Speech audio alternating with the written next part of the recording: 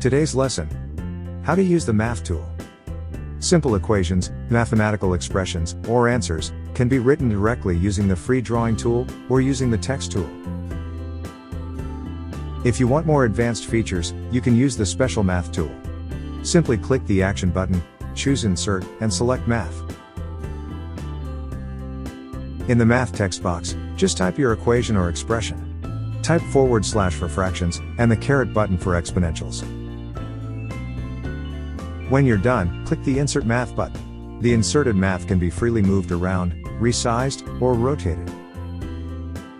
If you're familiar with LaTeX code, you can use LaTeX for more advanced expressions.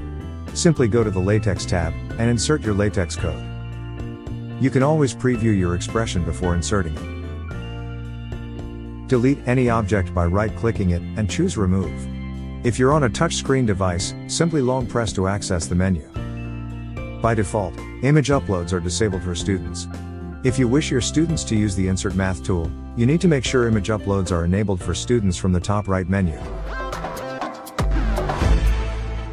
Whiteboard.fi